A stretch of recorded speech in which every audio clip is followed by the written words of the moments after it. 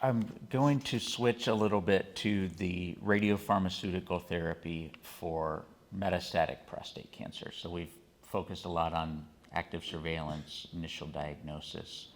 How has radiopharmaceutical, targeted radiopharmaceutical therapy impacted the care of metastatic prostate cancer?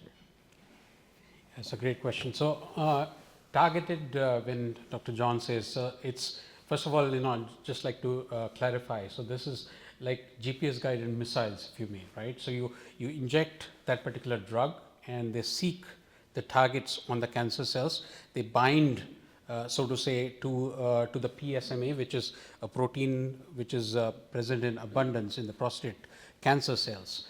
And then they emit radiation locally. So, it's kind of a radiation therapy, but from inside out and at various spots where the cancer cells might be hiding. So, this kind of a targeted treatment and radiation at that, which is very effective in prostate cancer, because prostate cancer cells are inherently quite sensitive to radiation, right? That's why that's also one of the primary, so to say, treatments. And so, since the advent of targeted radiopharmaceutical therapy or the smart drug approach, we have seen that there is that first of all, the patients tolerate this treatment very well. That is number one.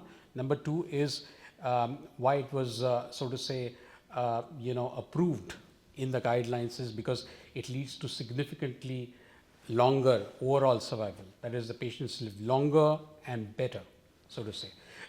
And because of its efficacy, because it is effective in controlling the symptoms, in eradicating cancer, in specifically killing cancer cells and sparing the normal tissue. So, it's not like a something which harms also the normal cells. There could be treatments, but because it is precise and really directed towards the cancer cells, the side effects are minimal or no significant side effects. Most patients can carry on with their normal life under this particular treatment, and also they live longer, so to say, because of longer cancer-free survival. Also, without the disease, so to say, coming back.